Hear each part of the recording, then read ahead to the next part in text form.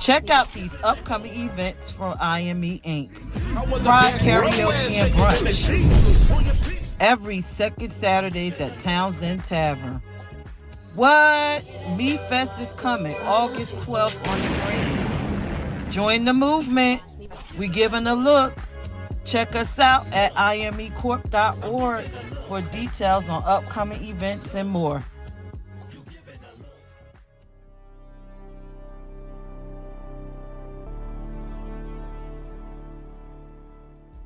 Welcome to Spotlight LGBTQ+. The mission of Spotlight LGBTQ is to provide a safe space for networking, learning, and sharing of information and resources. Don't be scared.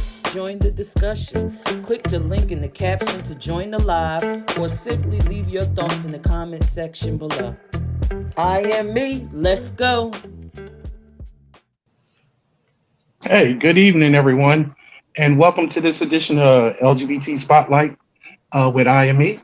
I am Dion Hill, and I am the public liaison and the legislative chair of the legislative committee.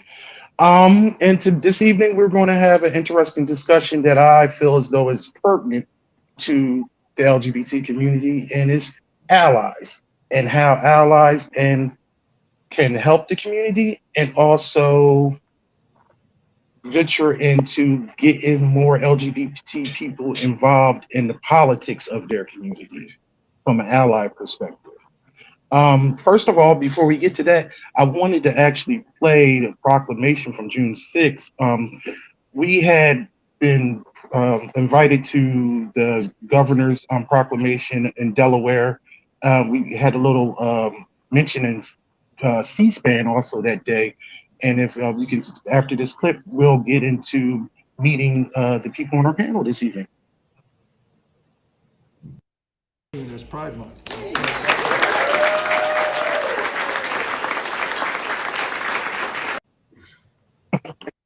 It's Pride Month.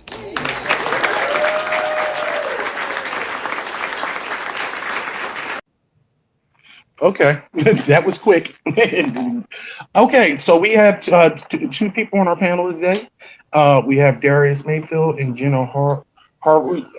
I would like for you to introduce yourself, Jenna, and if you would like to go first.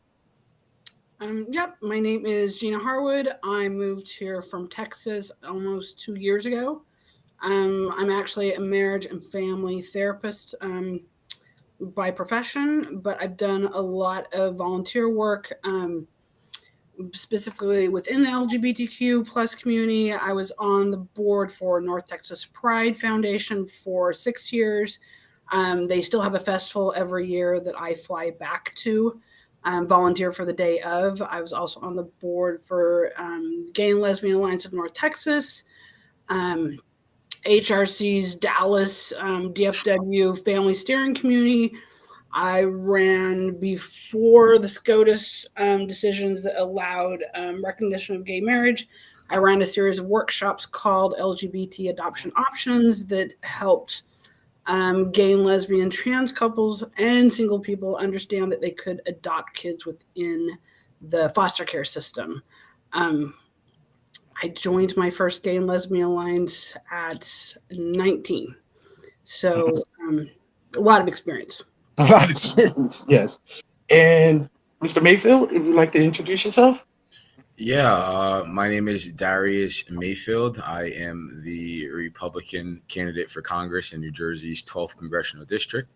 I am also the founder and chairman of the Darius Mayfield Foundation, which focuses on bringing quality education and school choice to diverse American communities while closing the transportation gap in underserved rural and urban communities. I am the founder of American Cleanup, where over the last 3-4 years, we have taken, especially political people and just Americans alike, through urban cities all throughout the East Coast and in some places around the country, like Newark, New Jersey, Paterson, New Jersey, Camden, New Jersey, Trenton, New Jersey, Newark, New Jersey, and have picked up over 70 tons of trash in that time. And our real goal is just to go there and spread love and just spread encouragement to underserved communities. Although I have not really sat on any LGBTQ boards or anything of that sort, I am a common sense American that has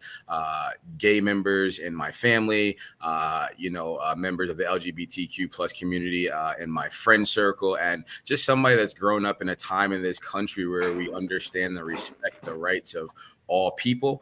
So in that fashion, in that way, I am always an ally to the community, understanding that they have rights to live free and be who they are, just like any other human being on this earth. And I will always be a steward to help protect those rights and make sure all people, especially in this country right now, are treated with dignity and respect. And I'm happy to be here with you guys today.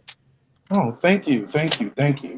That as you can see from looking, we have a great panel here, and also we have a diverse panel from different walks of life. To piggyback on what Darius said, I was born and raised in Camden, New Jersey. For the first, I was there for the first 25, 27, 26 years of my life.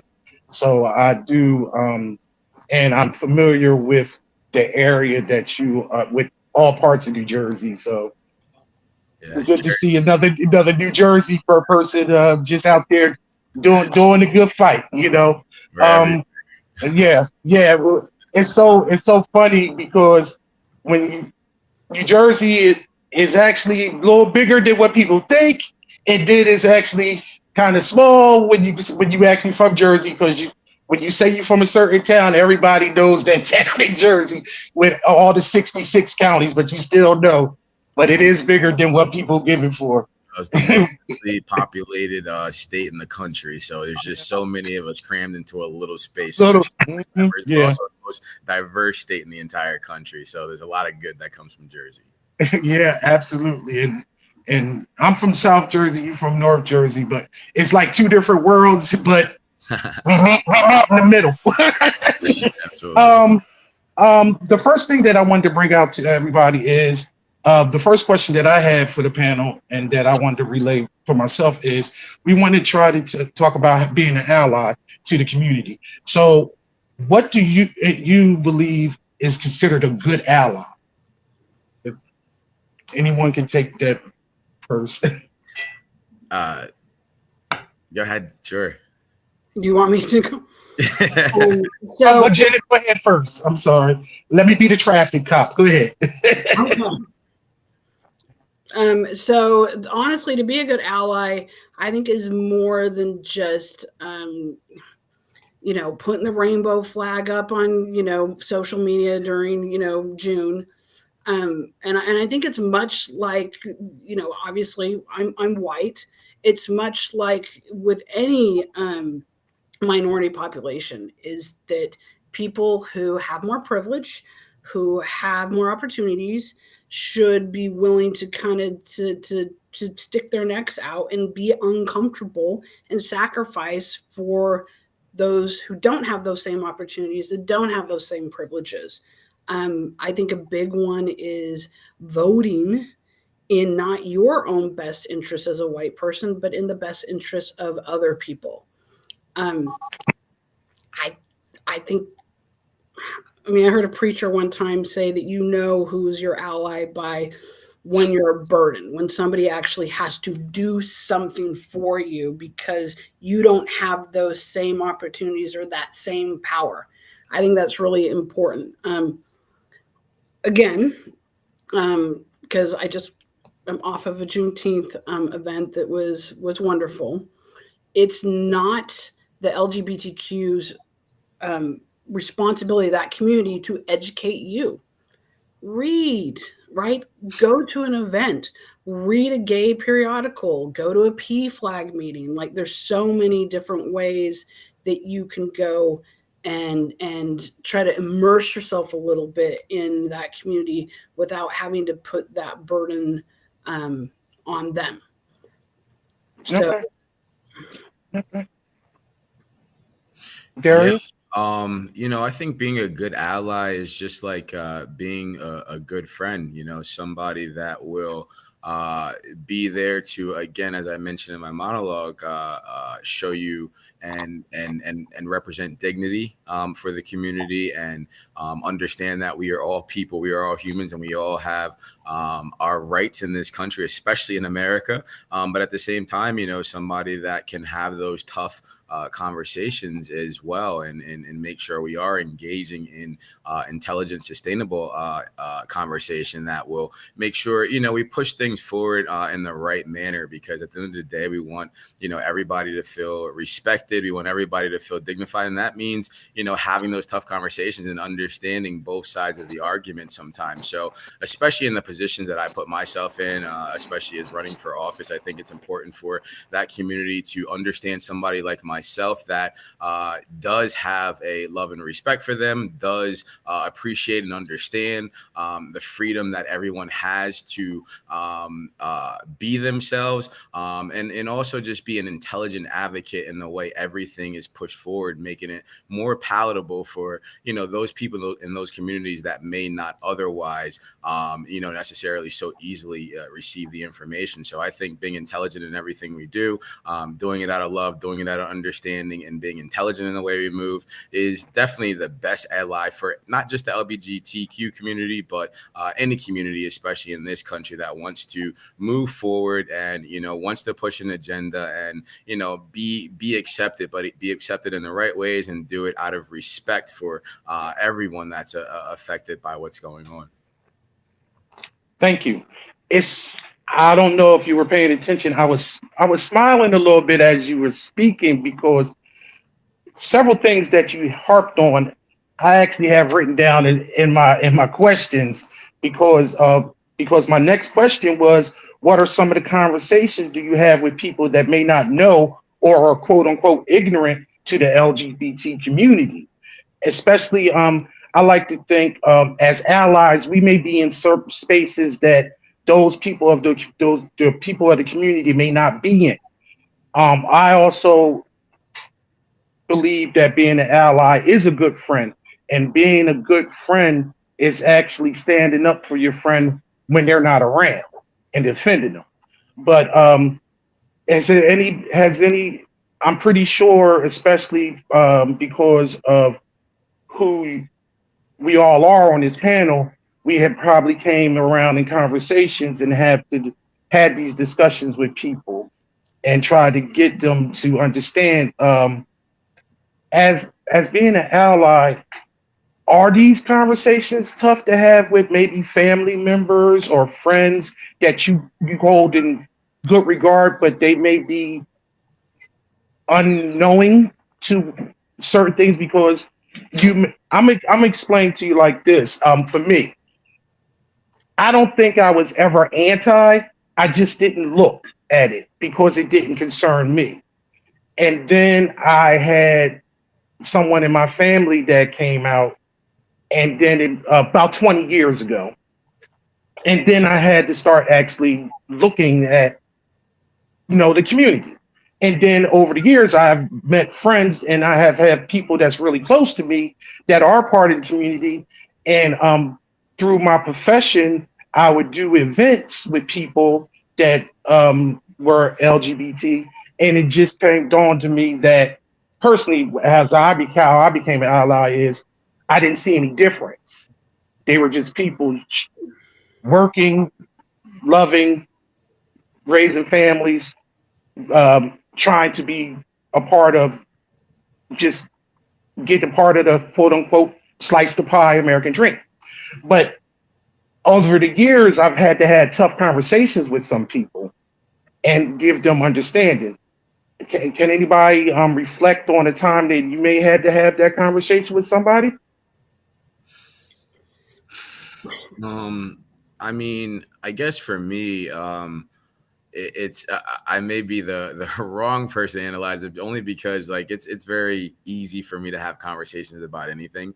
I don't know if it's Oh, just a function of the job, especially being in politics now. But I also came from the automotive industry where I had a lot of conversations, did a lot of talking. So they always told me I had the gift of gab. So when it comes to talking, I already have the fundamental understanding that that's the way to really move anything forward, especially when it comes to issues that are facing us as a people in this country, legislatively, whatever it is. It's all about conversations. It's all about relationships and things of that sort. So, especially being I guess, a Republican, obviously I see both sides. I hear both many different conversations, whether it's somebody that's adamantly against the community or what's going on, or it's people that are on the fence, or being from a Democratic Black family, the conversations with them where it's pretty accepted in some circles and things of that sort. So as I've said before, I think it's just about being intelligent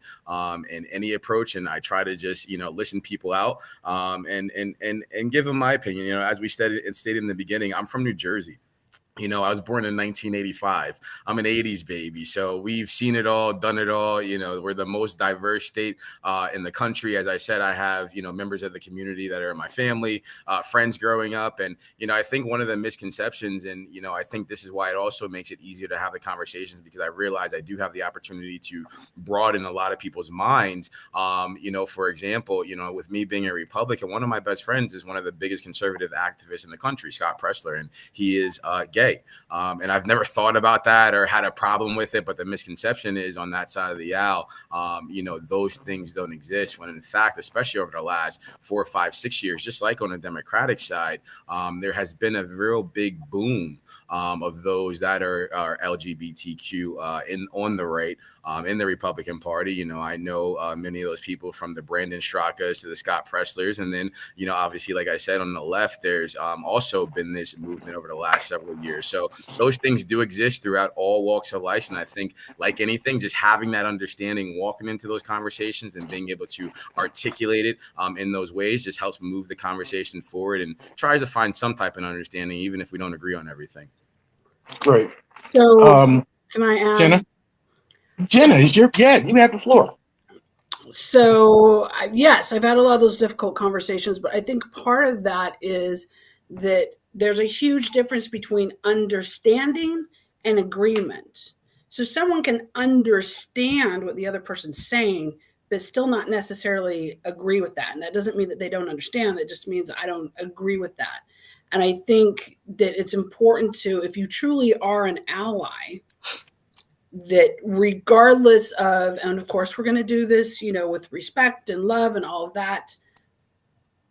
But at the same time, though, like I've had conversations with certain, not just family, but also, lots of protesters. Texas always has protesters at any kind of pride event. Yes, am I going to go and bring water to those protesters because it's a gazillion degrees outside in Texas? Am I going to be respectful? Yes, but am I ever going to be able to understand as far as agree? No, we have a fundamental difference in our values. And I think that that's okay. Like, I'm going to be respectful to them, but I know that we're probably never going to see eye to eye there. They think that being gay is a choice and it's a sin. I'm not ever going to be able to meet them there. Right. So I think it kind of some acceptance of there's certain issues that maybe we won't ever entirely be able to meet in the middle on, because I know I can't move towards their way. And I'm assuming a pretty good chance that they're going to say they can't meet me towards where I'm at. I think that's okay. We are just going to maybe not be in the same camp, but we're always going to be respectful of one another. But that doesn't mean that anyone needs to back down from what they believe is right. I mean, I feel pretty strongly that I'm right. On that point, and I'm going to piggyback off that. I totally agree with the fact that people can understand and people are, staunch in their beliefs and they feel a certain way. And I'm good with that.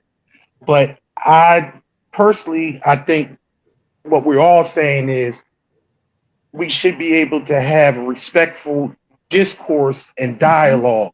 And even if we don't come to agreement, we should be able to value the other person's opinion, even if we don't agree.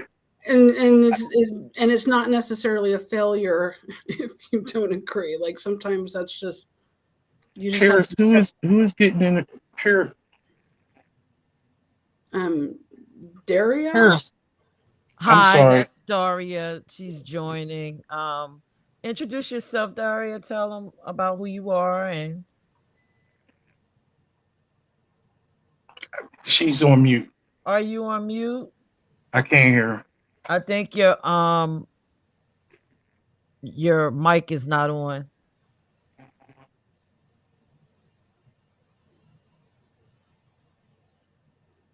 Okay, she's trying to turn her microphone on, but Daria, What okay, what I was saying is before we'll get that try to get that working. But I think the discourse about being an ally is getting those people like Darius spoke of earlier. There's people, especially it's people that's on the fence, and because they don't know. So when you have these conversations with the people that are on the fence and give them that type of information, because like I said, for even for myself personally, I may have been considered on the fence because I just didn't focus on it. It just wasn't a part of my lexicon, and I didn't think about it because I was focused on my own life and to that extent. But when you actually have conversations with people and that are on the fence, because I get a lot of questions from people because I'm part of this organization that are friends of mine that are interested in knowing because it's such a big thing in the news and now it's happening. They're getting uh, more familiar with it because they may have people in their family that are in the community and they want to be educated. So I think it's more important as allies to reach those people that's on the fence and that really are just neutral and want to have an understanding and want to so we can pull them over to being an ally. Um, One of the other things that I wanted to touch base on now we want um, that both of y'all are very familiar with is the politics part of being an ally and how politics affects the LGBT community. Um, I'm interested in knowing your both of your thoughts on some of the bills that's been passed across the. First of all, I don't want to I don't want to box Mr. Mayfield into having a political debate about some certain things that don't have anything to do with New Jersey in the district that you're running for. So I'm just talking about an overview of some of the bills. There have been a lot of this year has been over 80 anti-trans bills in different states and things of that nature. And then it's just from what I would like to think of is just all out uh, war against the gay community in the last 6 months in this legislative year. Um, does anybody have any views on the different bills that have been pushed upon or that's been passed or proposed throughout Florida, Texas, anywhere, Alabama? Yeah. Well, I was going to say that there's always quite a few coming down the Texas pipeline. But going back to, and I will say in Delaware has an okay record. anybody that's curious to look up, Delaware or other states, there's a great website, lgbtmap.org, and it kind of will go through what protections does the community have versus they don't have. But I will say, even in Texas, kind of, and again, I think being a good ally is voting in not necessarily your own best interest as a hetero person, but in the LGBTQ community. I volunteered on a lot of campaigns in Texas. We had like Mark Ferris running, against Angela Paxton. I don't know if you guys are familiar with her. She is a wife of Ken Paxton, who's the current AG in Texas, who was just indicted. That case has been going on for years. But Mark Ferris lost by a couple of points. I mean, he lost by about 7,800 votes in a district with almost 1 million people, and also only had a 7% voter turnout. Like, it was like pathetic.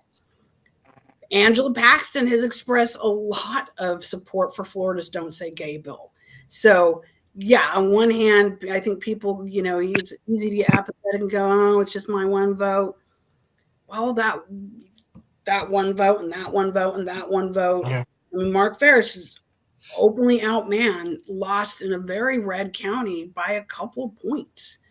And that's kind of a big deal when you have somebody in a position of power who expresses support for anti-gay and trans bills. Your vote means a lot. Your vote is your voice. I was going to add one other thing, and I'll shut up. That I think frequently people dislike what they don't know. So they watch something on social media, they hear something on even a podcast, whatever. But that belief that they hold, if you ask that person, so have you ever sat down with someone who's gay or trans, right, and actually heard their story? And most of the time you're going to hear no. They really haven't gotten to hear somebody's story. They really haven't gotten to really know that person and their struggle and what they've gone through. They just have an idea up here because of something that they've heard or they've read, but they really don't have any evidence to back that up. They haven't actually, go to a peace meeting, meet somebody in the community and actually spend some time with them. You'll find you have maybe some misconceptions, things that you didn't understand or know. Okay. Thanks, Jenna. Darius, did you have anything that you wanted to state on that on your behalf? Yeah, I mean, as far as, sorry, this thing keeps popping up. As far as the bills that you're referring to, that's primarily been on the state level. So for somebody as myself that's running at the federal level, it's not really something that is within our purview. In a lot of cases, kind of like with the abortion issue going on right now, it's a lot of state assemblies, state senates, putting them laws into place. But in New Jersey, as I mentioned before, we come from a very diverse state. I've seen it all right next to New York City. And here we haven't really dealt with legislation having to do with the LGBT community. I think the closest thing we've probably got to it on a state level is more of the curriculum in the schools out here, and that fight going on throughout the country. And even more so what they've talked about really would have to do more so with the gender changing surgeries, and in some states being proposed at an adolescent level as opposed to just being subject to adults. So those are the type of conversations that I think, as we were talking about before, are things that need to continuously be discussed intelligently on both sides, because they are issues that intimately affect people, their lives, their children, and the way people choose to live their life in this country. And as the other guest said, at the end of the day, we don't also all necessarily have to agree on everything, but it's important that things are done with respect and dignity when talking about them. And I think that's the great thing about this country, where we don't have to agree on every single issue, but being able to have that intelligent conversation and is a very important part of our country and progressing our country in all ways. So I think the conversation around maybe the gender changing surgeries with adolescents and the school curriculums is one that this country is having right now, one that we need to continue to have, and there needs to be level heads on both sides to try to have some understanding for what the other is thinking, for what the other is saying, because at the end of the day, this is the United States of America. And as we know, all across this country, people have different beliefs, different social statuses, different everything. So this is not a country where we are all just the same, think alike. We're not monolithic in that way. So we just need to continue to keep having the conversations. Can I interject? Okay, I'm sorry, but also because I'm a counselor and about a third of my practice at any given time is the transgender community. Because we've had a lot of the, especially dealing with minors, legislation come down the pipe, and there is this, because you hear a lot of terms being thrown around, when it comes to minors and child abuse and gender mutilation and all this genitalia mutilation, but that's not actually what's happening. Literally, the gender affirming care that's happening with minors, at least in Texas, in my experience, is we're talking about puberty blockers, which literally just means you take a pill and it blocks the onset of puberty. At any time, if that is not taken again, then puberty happens. So when we're talking, especially in young kids, like no one's doing surgeries. Like that's no one's, doing sexual reassignment surgery for 10-year-olds. Like that's just not happening. We're talking about blockers, right? And then as they get older, they can go and get some HRT. But again, these also are things that aren't permanent. But I think the message that gets spread is that kids are going through a phase, or they're confused, and we're just sending them to surgery. And like I promise that's really not happening. Unfortunately, that's not the message that I think is being heard.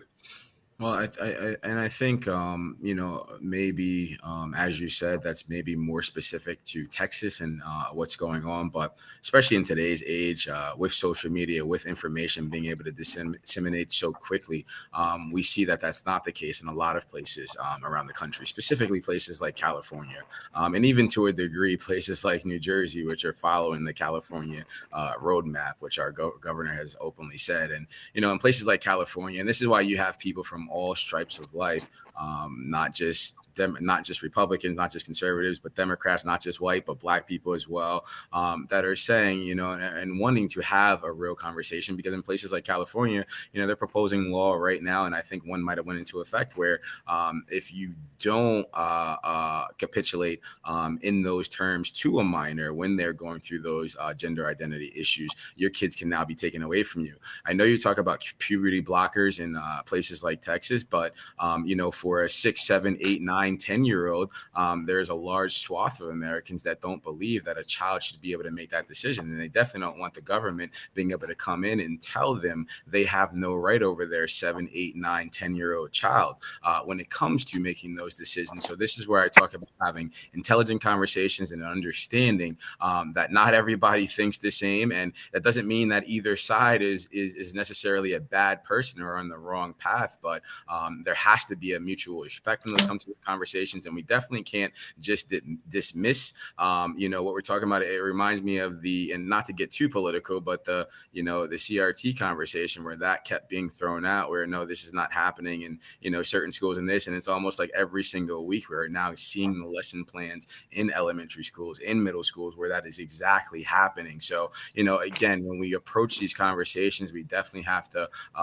approach it from a place of open eyes and willingful acceptance of hearing the other side out and understanding why they may have some differences from you. Yeah, and I'm going to, I'll let you get, I hope you got everything out, because I think we kind of like divvying away from what we were like specifics, and the crazy thing is when we're talking about the community, because it's so big and there's so many different issues, we can go back and forth and go around and around, and then we'll have a discussion centered on certain things that can take on for 30, 40 hours. But I mean, I'm that's the type of conversation and the both sides thoughts of it that is good to have. But I want to just kind of just bring us back to the being a good ally, and when we talking about things that we can agree with when it comes to just being a good ally to the LGBT community. And actually, when I talked about, it's so difficult when we bleed into politics about, it's so many opinionated. But on a generalization view, how would both of y'all, because y'all both have experience in the political spheres and talking to people that want to, what would you tell somebody that is part of the community how they should get involved in politics? Like if it's actually prevalent. And I was looking, and not I'm not singling you out, Darius, but I was looking at listening to you and saw an interview, and I would like to say you may be a representative of, it's never too late to get involved in politics, because I'm not sure if I was wrong with or misheard the way you said you didn't vote until 2016. And okay, I don't even want to disparage you. I thought that's what you said, but so it's never too late, I guess, to start to get involved. I mean, so what would you tell somebody that's part of the community? If a lot of times people that are of minorities or that are subjected in a certain community say, like Jenna was talking about, it's only one vote. I live in New Jersey, it's a blue state. My vote's not going to count. I need to go to Ohio for my vote to count, or something to that extent. What would you say for you personally? And I'm going to leave that to Jenna too. What would you say to somebody that's a part of the community to get involved with politics? And even if it's on their local level, and I'm not saying per se running for office, but just get involved in starting to get registered and get out there to vote. Yeah, I mean, I think you're right. Obviously, with me voting for the first time in my life in 2016, that is the perfect example of it's never too late to join politics. Because for many years I had watched, like everybody else from the sideline, especially and specifically when it came to the national elections. Most of us, now that I'm in politics and know more about it, obviously you hear this a lot in politics, but all politics does really start local. So it is important to get involved in more of those local committees and local offices. But before I actually, started running and getting deeply enthralled in politics, I just watched it more on a national level, meaning the federal elections, the presidential elections, and things of that sort. What I would say to anybody in any community that wants to get involved in politics is just do it. Like I tell them with anything. My motto is not black, not white, American. When I say that, I mean it. We are all Americans. We are all free at the end of the day. I come from the freest generation to ever walk this earth.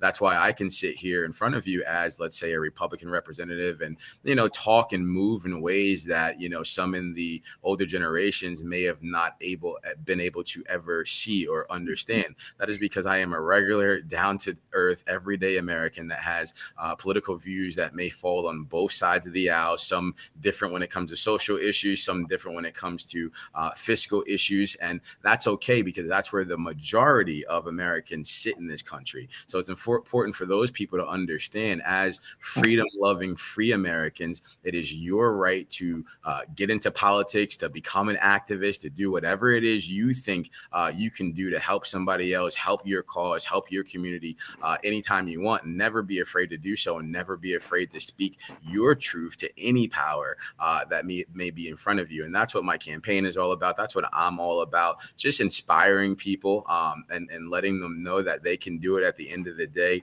as well. And I think that was probably a big part of me just jumping into politics, just to just serve an example to let people know, you can do anything you want, especially in this great country. So my message to them is to just do it. Always move forward with love. Right now, what people are craving are authenticity. So always be authentic. No more of the old politics of the old guards where you say one thing, do another behind closed doors. Say what you mean what you say. Always move in love and treat everybody with dignity. Paris, I'm sorry, Jenna. Honestly, I think that there's a place for everyone. And that's really, that's as simple as getting registered to vote and voting, to like just being aware of your community, what's going on around you. That's anybody can go and attend an open city council meeting. Anybody can go and attend a housing commission or like, you can get involved in very, very small ways, and you don't have to make a huge commitment. But I think that everybody's kind of a piece in the machine, and do what you're able to do. Even during the pandemic, when really I couldn't do much, I wrote a lot of postcards. I know that. But I also think, and this is from a white person's point of view, I also think that it's about listening to other people, right? When I know that short of being a white male, I'm at the top, right? That I've had more opportunities than a lot of other people. So it's okay to go and kind of take a step back and just listen to people who have different experiences than you, who've grown up differently, who've had vastly different experiences. Like, just listen, here's somebody's story, and try to appreciate that even though we might come from very different walks of life, we've had very different experiences, that we all kind of want the same stuff, right? We want safe schools. We want, opportunities, economically. We want, housing that we can afford. We want to be able to put food on the table. Like, everybody pretty much wants the same thing. And to piggyback on what both of you said, the key factor is when you do come from an underserved community and you are looked upon and you are a minority, it is probably in your best interest to get involved. Mm-hmm. And so your voice is heard. So many times we allow other people to make decisions for us. And then we complain. At a certain point, you can't sit on the sidelines anymore, because complaining is not allowed when you don't participate, in my view. And a lot of you people that want to get something. Politics, I know a lot of people sit and say, like, I don't like politics, I don't get involved in politics, but politics governs a lot of our lives on everyday matters that we don't even know. You want that street light on a certain corner, or that stoplight, because we've been having accidents at a certain corner. You want those circles taken out in New Jersey. You want some of those dangerous, you know what I'm talking about, you want some of those circles taken. Dangerous. They took a lot of those, well, at least in South Jersey, they took a lot of those circles out, and that took some doing on the political level, and to actually put some more juggle handles in and more stoplights in. But those are things that affect people's lives on a local level, that politics and councilmen and things to get it, to make yourself and your life safer. So even in the LGBT, you should get involved and void a political party, void all the other things. I think it's more or less important that politics should be part of your existence to make yourself better. And as allies, that I believe don't, because it's more of us than there are of people in the LGBT community. So we need to stand up and stand next to them and give them all the support that we can. I love the conversation, and I thank you for both of your perspectives. Um, if you want, one of the things one last thing before we go, and this may seem like a silly question, but in some of this legislation, and I'm gonna go back to legislation, is talked about the protection of heterosexuals. And usually, as an ally, we don't.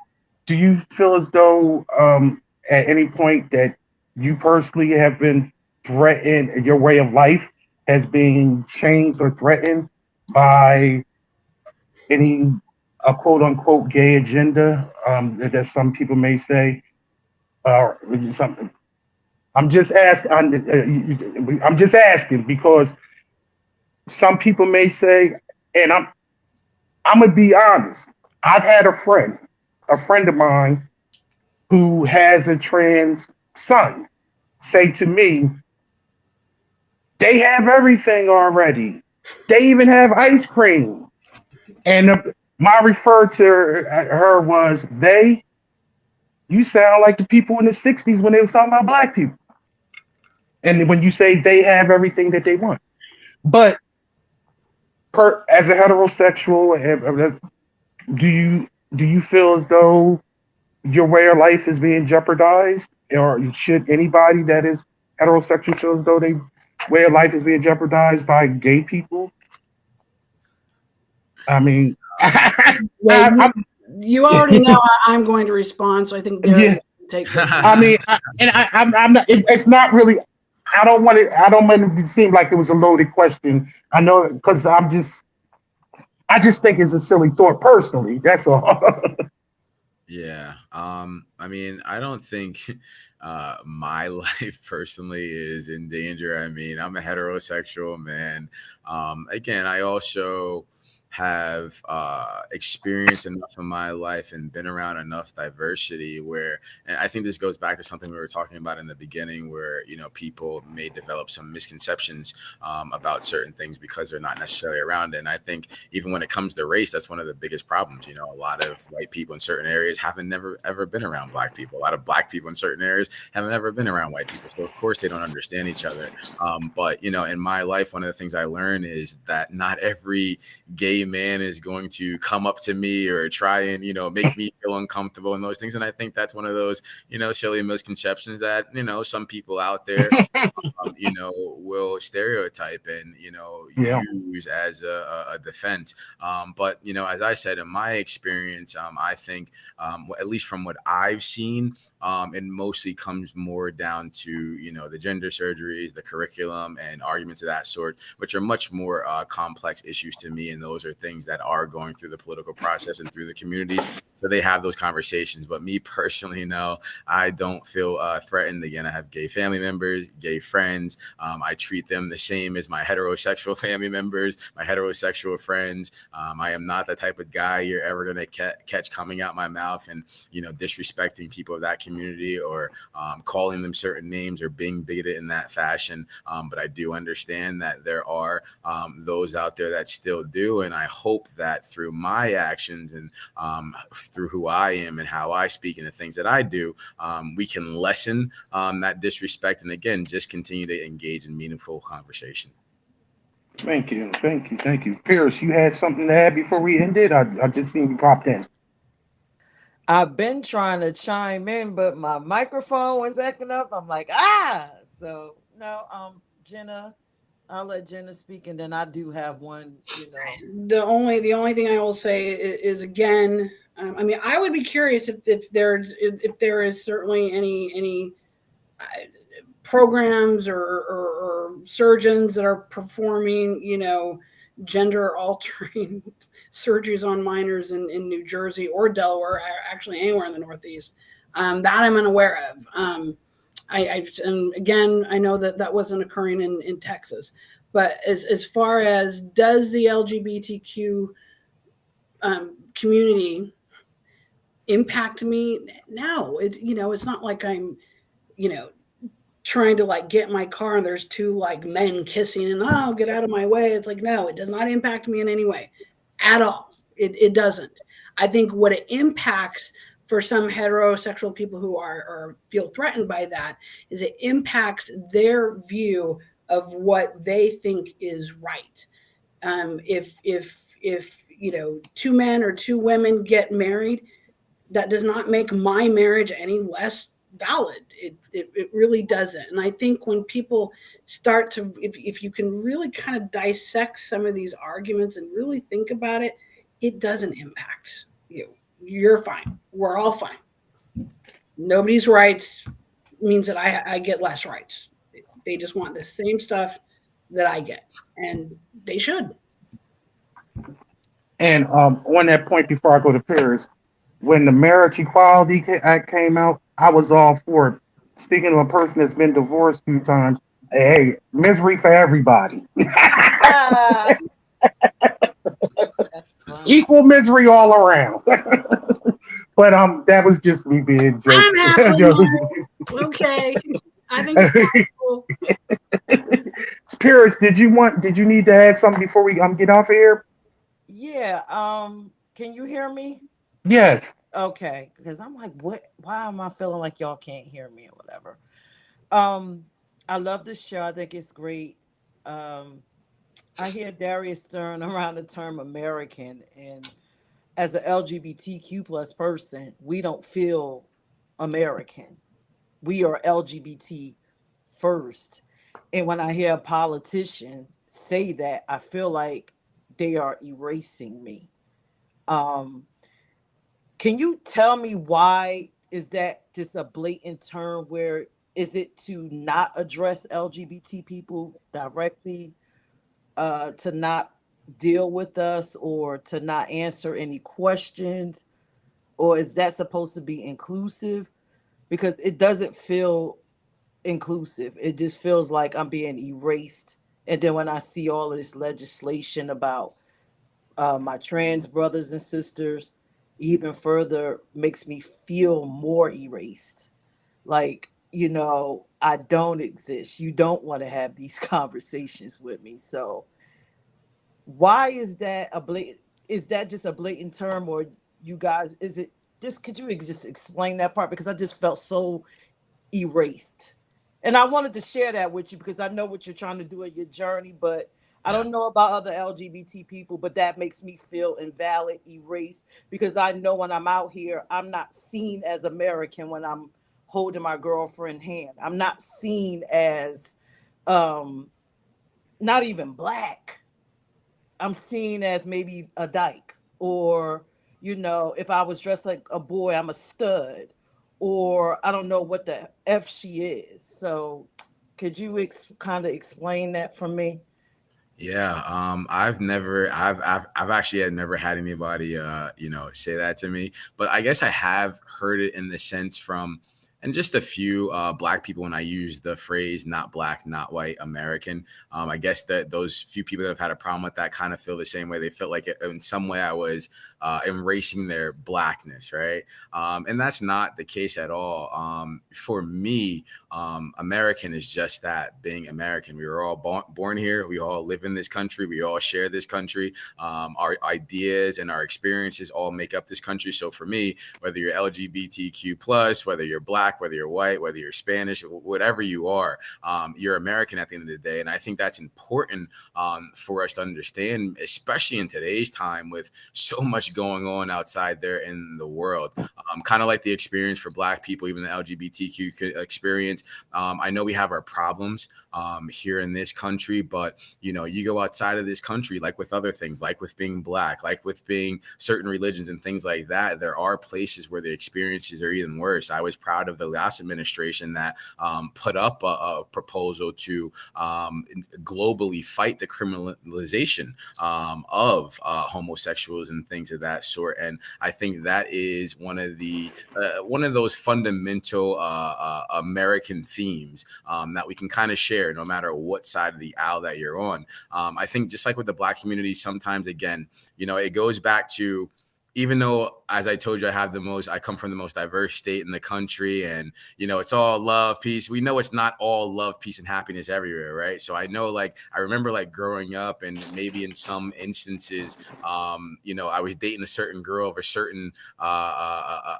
background, and their people, their family had a problem with that because I was a Black man. Now that didn't make me take that experience and cast aspersion on anyone that looked like them or acted like them or came from the same background. I understood that it was that minority subset of people. And I think that's what happens with the LGBT community as well. It's a very small, subset of people. And unfortunately, especially on the political level, sometimes that's all it takes for those people to be able to affect the community so significantly. So that's why I think it's important, the conversations we had today, where you just encourage people to get involved, so we don't have those extremities happening where people are being persecuted because of their sexual orientation. I don't believe in that. I don't think you should be persecuted for that, your religion, your race, or anything. But so I think it's just having that understanding. I think, to me personally, the word American more so brings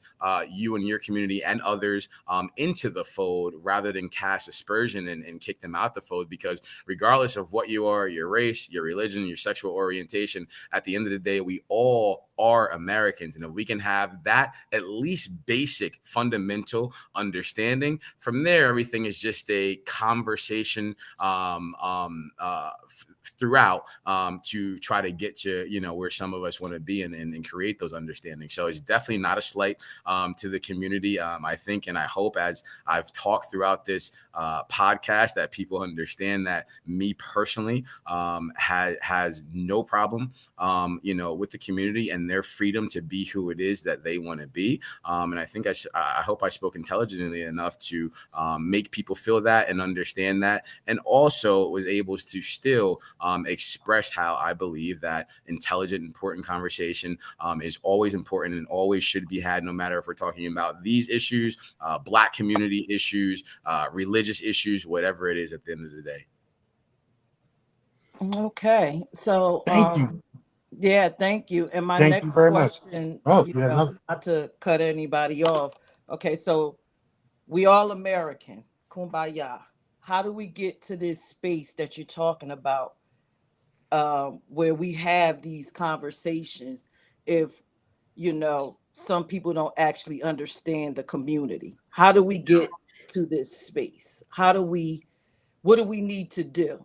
Well, I think you guys had a good start by having somebody like myself on your podcast, that people from this community may not traditionally think can be an ally or, be sensible when it comes to these issues. But as I said, I hope that people listening understand that I am, as I am with a lot of other issues, even, issues from our community, the Black community, when I'm talking about the gentrification of our communities or getting better quality educations, at first, some people had the same responses where, well, because he is who he is and he represents what he represents, he can't possibly understand this or, have our best interests at heart. But in fact, when you talk to me, when you learn of my experiences and where I'm from, what I've been through and what shapes me, there's no way you can't understand that I do understand, I do care, and I don't just talk about it. I do it in everything I do, whether it's the cleanups, whether it's the countless homeless drives, clothes drives that I've, put on and done in the inner city, whether it was me knocking on 6,000 doors in Trenton, New Jersey, where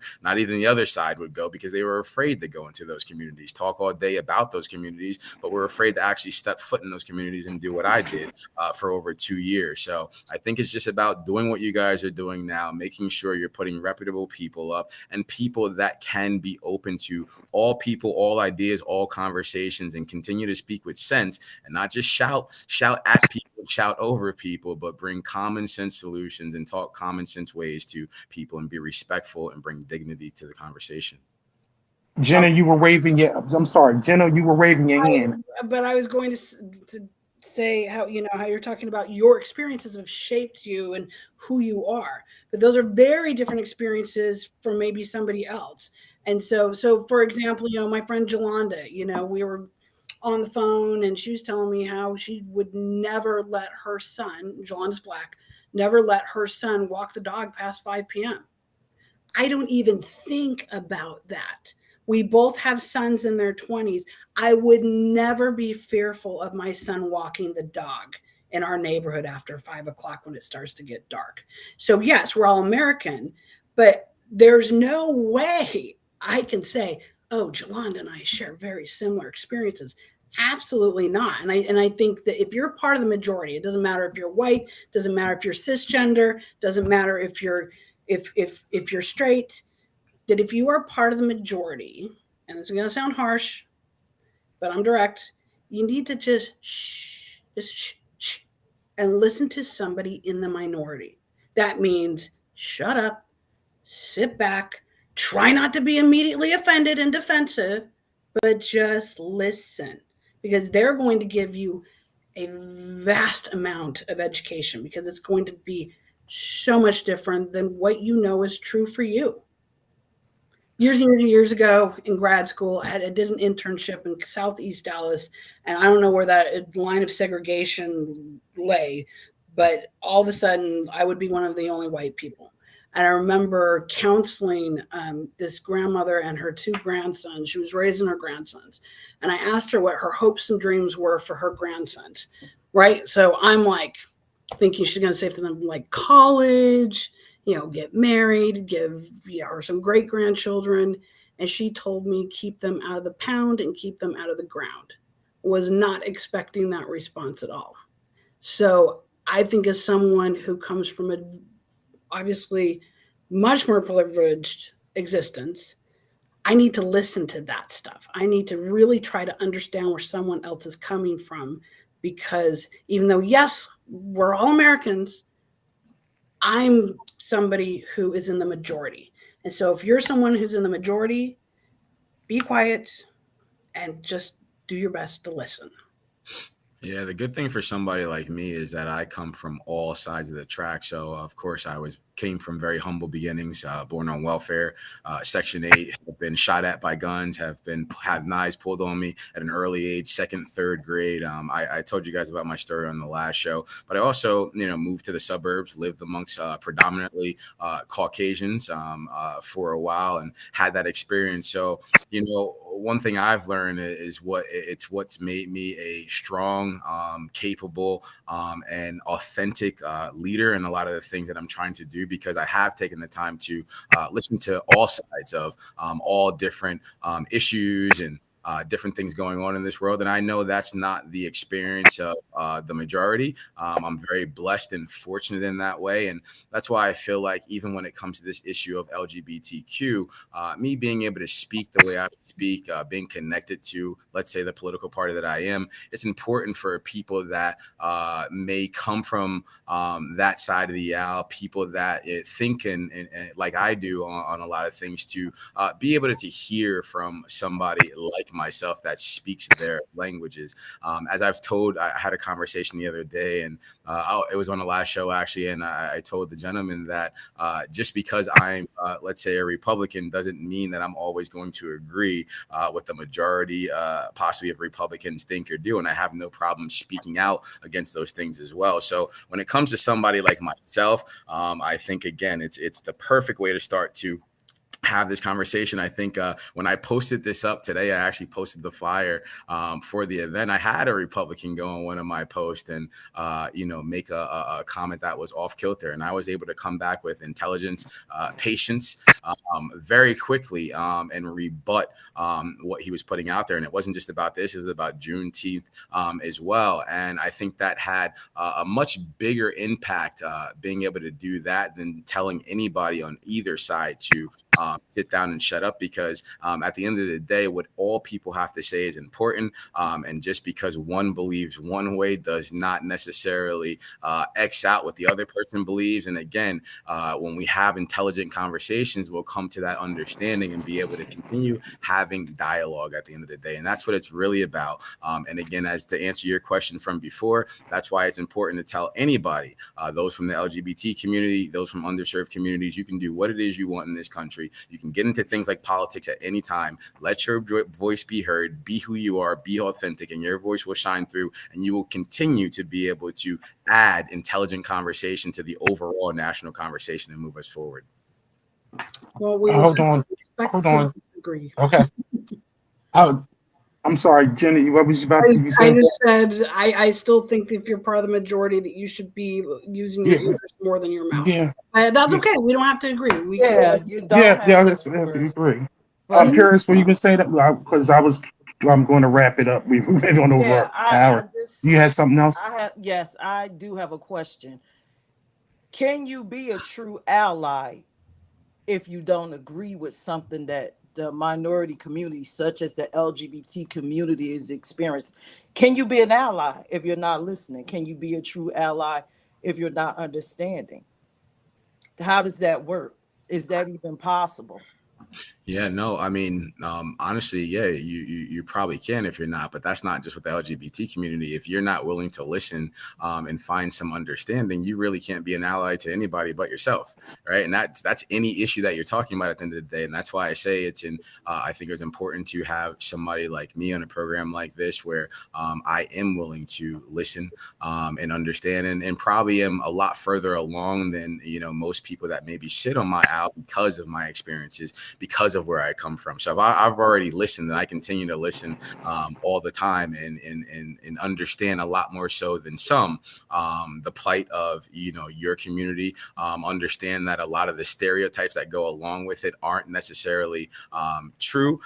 And again, as I said, I don't engage in the crazy and disrespectful rhetoric, nor do I let anybody that's surrounded by me do the same. And I think as we keep leading by that example, continue to have conversations where there's respect on both sides, we can bring more and more people to that understanding. But yes, there is not a lot of understanding in certain circles right now, but that's why it's so important to continue to engage the conversation, because it's not going to happen overnight. And if you have the patience and really are committed to finding that understanding and bringing that dignity to the community, to the situation, then we'll just continue to engage, not get disrespectful in any manner of it, and continue to progress at the end of the day, like we have with everything else, from Black issues to Hispanic issues to whatever it is in this country, like we always have. Nothing's going to happen overnight. But I promise you guys, I can speak for myself when I say, again, I come from a state and a time where I understand these issues, where I have the utmost respect for everyone being as free as they want to be and being who they want to be. And I will always, even once in Congress and things of that sort, stand by making sure everybody has that right and opportunity all the time. I think I want to speak on this, and I'm allowed Jenna to speak on this. I Then had a question for Jenna, but go ahead. go ahead. Oh, go ahead then. All right, go ahead. My Ask Jenna. question for you, Jenna, right? Because thank you, Darius, for everything that you said, but all of that sounds like to me as political speak. It doesn't feel like you're connecting with me as an LGBTQ plus person. I just feel like, again, it's overgeneralized. Even when I ask the question, how do we meet in the middle and have this discussion about all the things, all the laws, all the legislation that's going on with LGBT? Talk to me as if I'm a 5-year-old child, Jenna. How do we get in this middle in this room and have these conversations to where people do not decide to create legislation that stops affirming care for the trans community? Explain to me how we stop the bans on drag storybook hour. How do we even get there? I don't know. But how do we actually get to this middle space to where we can make some real changes without political speak, just generalize and going over what I'm 5 years old. I think you have to, everybody kind of has their comfort bubble, right?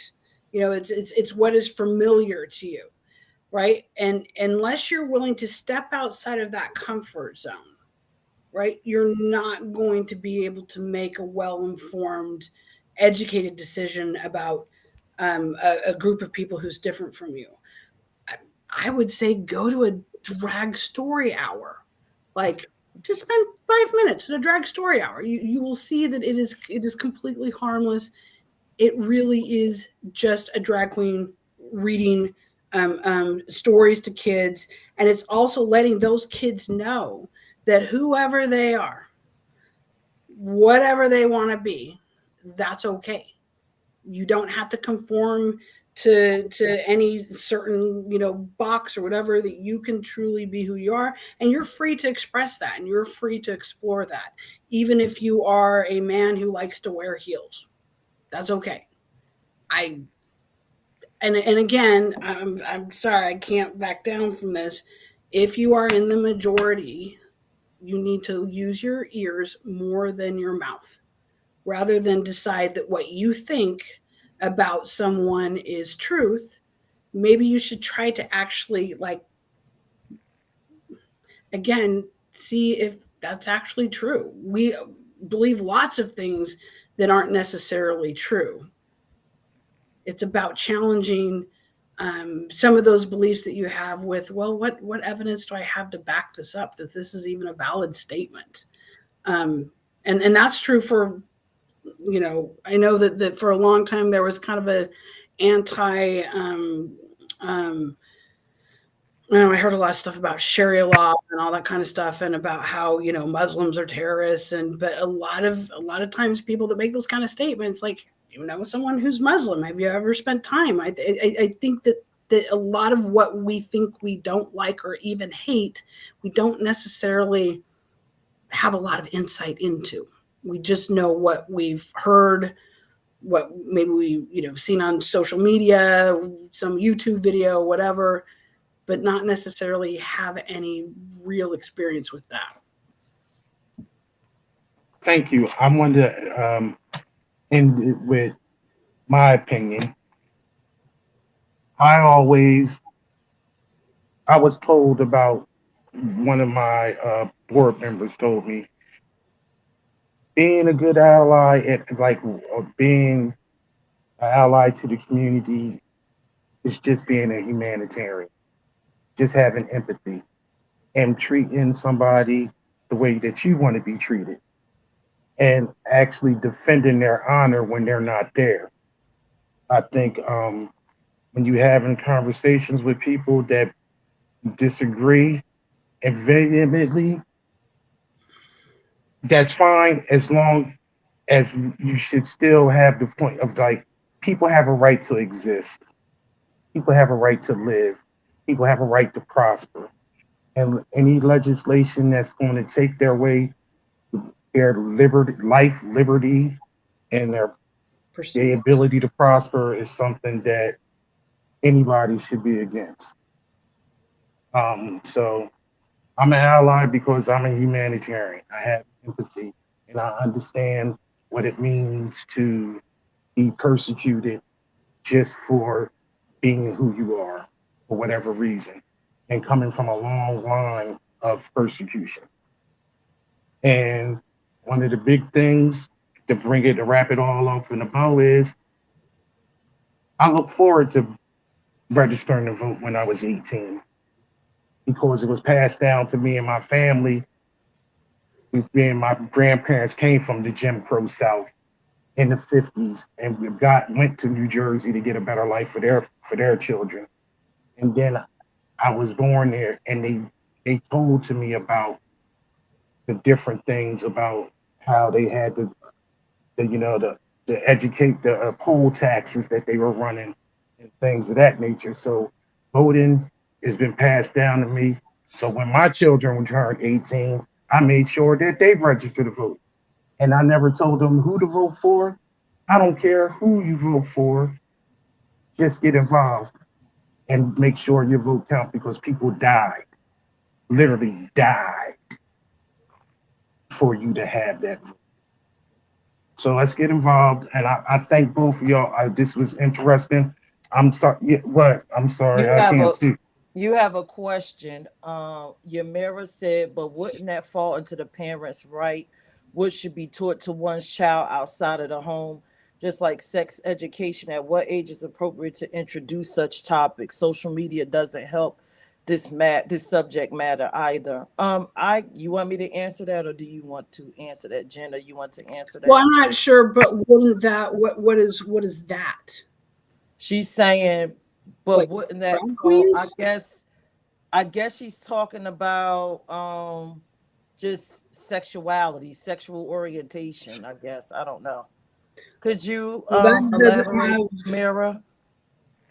I mean, sexuality doesn't have anything to do with being a drag queen. A drag I, queen is It's a profession. yeah. It's a profession. It's Yeah, important. it's a performance art. Yeah. That's doesn't. But if she's talking about the parents' right to teach one child outside of the home, well, I'm just going to give it to you from an LGBT perspective. And what I keep trying to get at when I ask, where do we meet in the middle?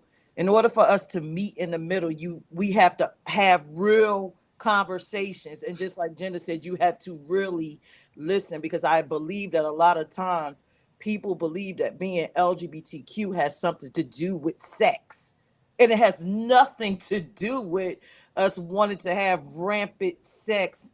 And we're not a cult where we're trying to grab everybody and turn them over to be gay, lesbian, trans, or whatever. That's just not what we do. We know who each other are. We know you're heterosexual. We don't want you. But Being a marriage counselor, I'm telling you, gay people aren't having any more sex than anybody else. no. No, But the thing it's is, fine. you're It's all talking good. about sex education, right? Mhm. So let's flip that. And this is where the equality piece come in. All during school, and I had sex ed. I don't know if they teach it in New Jersey still, but I had it. None of that resonated with me.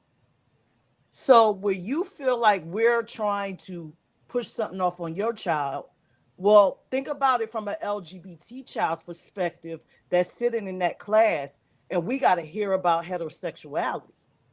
Do you think we feel oppressed? Do you think we don't feel erased while you're feeling like, oh my God, they're pushing an agenda, but you are erasing and oppressing us? So if you're asking what age is appropriate, what was the appropriate age for you to tell us about being heterosexual? What was that age? And if you could tell me that age, then that's the same age that's appropriate to introduce that child into what it's like to be LGBTQ. Trust me, that will not make that child jump. What is it? Turn to the other side. That is not happening. I want to tell you, I know since awareness, right? Just like you knew in awareness when you became aware that you liked women or you liked men, we know who we are. It's not something that I turned on the television and I said, ooh, this looks interesting. No, when I came into awareness, I knew who I was. I like this and I like that. And there's nothing that's going to change that. And there's nothing that's going to change your heterosexual child either. So that's the answer to your question. When school teaches heterosexuality, sex, heterosexual sex, it should teach about other forms of sex. When you start talking about gender, and I know you're not going to like this, it's multiple genders. Multiple genders. Teach about them all. That doesn't mean your child is going to go off and say, oh, I'm cisgender, but that doesn't sound fun. I want to be trans today. I want to be non-binary. It doesn't work like that. And this is, the conversations, political or otherwise, where we need to sit down and talk and educate.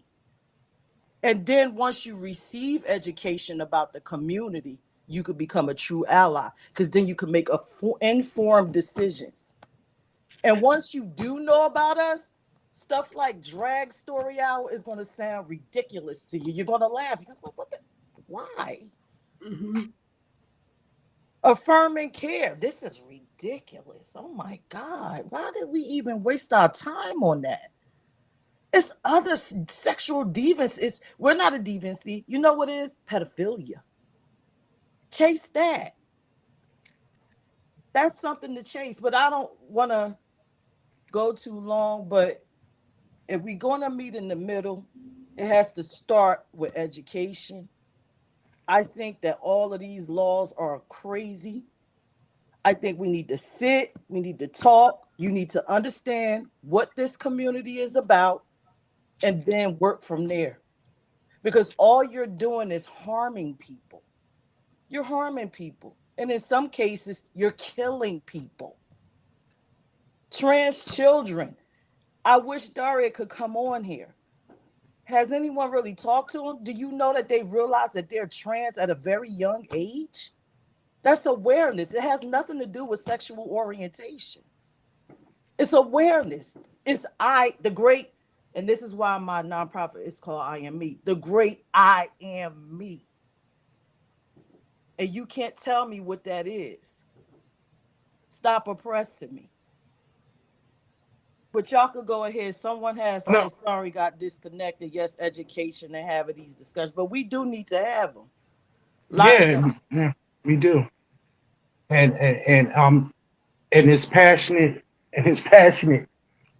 on both sides. And sometimes we need to just sit and listen to the other side because we don't live that life. So that's how I'm in a lot of cases with being around the LGBT community. I don't bring my own personal things into it. I listen to the story. We do our Me seminars and do our Sunday teas. I've listened through the stories and learned a lot of things and figured out that a lot of people have had horrible struggles to just try to be themselves, their true selves. And so I this has been a great conversation. This is supposed to be like 35, 40 minutes. We don't almost went an hour and a half. And I want to thank Darius, Mayfield, and Jenna for coming on and being very, very articulate and passionate on their views on what it is to be an ally and work with the LGBT community. I'd like to thank Pierce for coming on and giving us some insight as a person of the and see, because a lot of times we can have these conversations and on the side, but we don't actually have somebody that's part of the community that can say, hey, you getting something wrong, or hey, you got something right, or well, maybe this is how I feel and y'all need to hear this. Mm-hmm. So sometimes listening and without a predisposed thought works out. This has been a great discussion. Again, I thank everybody on the panel, and I thank people that's been watching and that's been sending messages, and maybe people that's just been sitting there not sending messages. Hopefully we gave you some education, and if you weren't already, hopefully we made you an ally, because that's what this is. So good night, and we'll see you next time on our Spotlight LGBT. Good night. Thank you, guys. Good night, everybody. Thank you. Thank you, guys. And Pierce, that was awesome.